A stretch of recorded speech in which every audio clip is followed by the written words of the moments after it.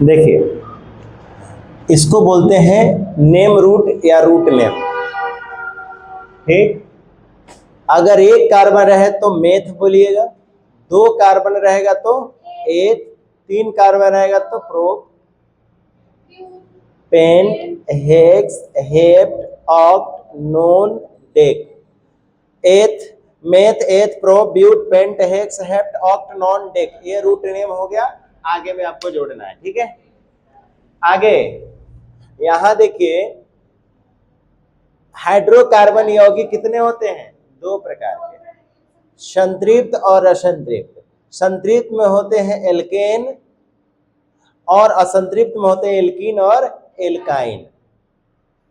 अगर पूछ दे कि संतृप्त हाइड्रोकार्बन किसे कहते हैं, तो याद रखिएगा, इसमें कार्बन कार्बन के बीच में सिंगल बॉन्ड होते हैं, यानी एकल बंधन होते हैं। एकल, क्या लिखे हैं? एकल आबंध होते हैं, ऐसे लिखेगा, एकल आबंध होते हैं, इसलिए इसको क्या बोलते हैं? संतृप्त हाइड्रोकार्बन कहते हैं। कार्बन कार्बन के बाद सिंगल बॉन्ड होते हैं, इसलिए इसे हम एकल आबंध कहते हैं। ठीक, उसके बाद असंतृप्त में क्या होता है? इसमें द्वि, हम द लिख करके आधा व लिख रहे हैं, द्वि आबंध, द्वि आबंध, या इसमें कितने होते हैं? इसमें त्रि आबंध होते हैं, त्रि आबंध होते हैं। तो जिसमें द्वि आबंध या त्रि आबंध होते हैं, ऐसे को असंतृप्त हाइड्रोकार्बन यौगिक कहते हैं। तो संतृप्त हाइड्रोकार्बन में आते हैं एल्केन, जिसका सामान्य सूत्र होता है CnH2n+2, और असंतृप्त हाइड्रोकार्बन में एल्कीन और एल्काइन आते हैं। एल्कीन का सामान्य सूत्र होता है CnH2n और एल्काइन का होता है CnH2n-2।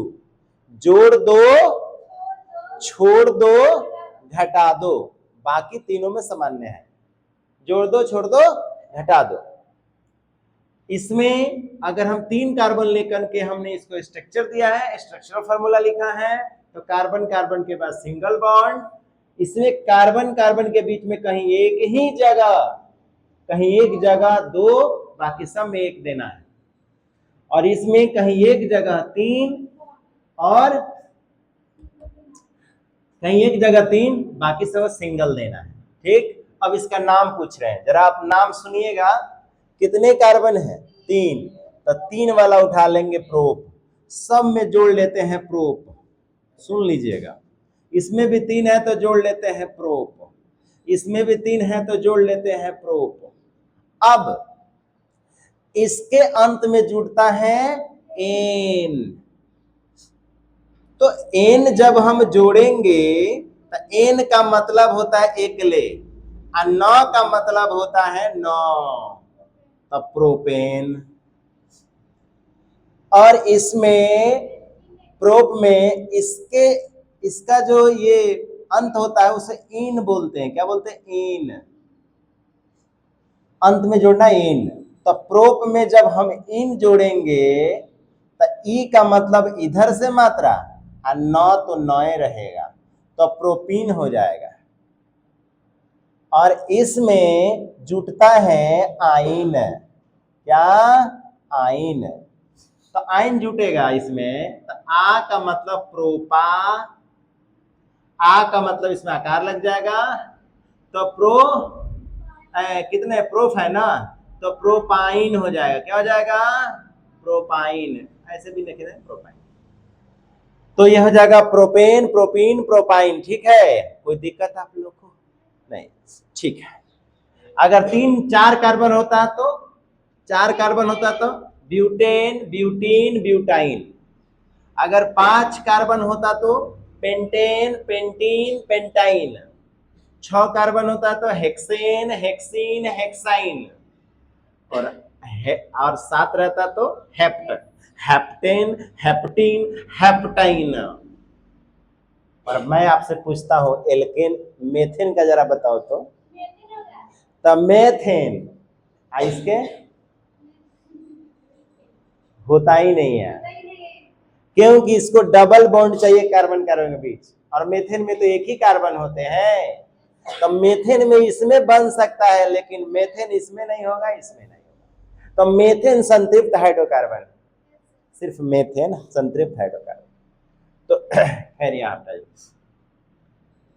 ये देखिए नॉर्मल सीधा है, तो इसको नॉर्मल ब्यूटेन चाहिए, एन ब्यूटेन, 1 2 3 4 है ना, 4 है तो ब्यूटेन, सिंगल सिंगल बॉन्ड है तो एन लगाएंगे, क्या लगाएंगे, एन लगाएंगे, तो एन ब्यूटेन बोल देंगे, एन ब्यूटेन यानी नॉर्मल ब्यूटेन। इसमें सखा है तो इसको बोलते हैं आइसोब्यूटेन, आइसोब्यूटेन, आइसोब्यूटेन।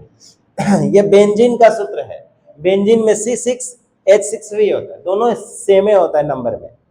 तो बेंजीन का आपको क्या 6 कार्बन बना लेना इस तरह से, और एक बार में सिंगल बॉन्ड, फिर द्वि आबंध, फिर एकल आबंध, द्वि आबंध, एकल आबंध, द्वि आबंध, ऐसे लेंगे तो ये भी सेटिस्फाई होगा। 4 कार्बन 4 बॉन्ड चाहिए तो 4 इसको मिल गया, इसको भी 4 मिल गया, इसको भी 4 मिल गया, और हाइड्रोजन भी बैच कर गया। तो बेंजीन का स्ट्रक्चर फॉर्मूला ये है ना, बेंजीन का सूत्र ये है और इसका स्ट्रक्चर फॉर्मूला ये है। तो इसको एन ब्यूटेन, आइसोब्यूटेन, इसको बोलते हैं बेंजीन। क्या पढ़ेंगे, बेंजीन, है ना। और इसमें ना मान लीजिए कि हमने जोड़ दिया ब्रो, चाहे आइडो या क्लोरो या फ्लोरो, तो अगर हम क्या जोड़े हैं इसमें, ब्रोमीन जोड़े हैं तो ब्रोमो होगा, ब्रोमो 1 2 3 4 है तो ब्यूटेन, तो क्या हो जाएगा, है ना, ब्रोमो ब्यूटेन, क्या हो जाएगा, ब्रोमो ब्यूटेन। अच्छा बच्चे, और आइडो जोड़ दे तो क्या हो जाएगा, आइडोब्यूटेन, आयोडीन जोड़ दे तो आइडोब्यूटेन, क्लोरीन जोड़ दे तो क्लोरोब्यूटेन, फ्लोरीन जोड़ तो फ्लोरोब्यूटेन, ठीक। इसका भी आई है तो आइडोब्यूटेन, है ना, हाँ, अब बी आ रहेगा तो ब्रोमोब्यूटेन। तो इस तरह से इसका नामकरण। कुछ और भी फंक्शनल ग्रुप है 4-5, उसको भी मैं आपके सामने लिख रहा हूं और उसका नाम जानने की कोशिश करता हूं। यहां तक समझाने में कोई दिक्कत नहीं ना।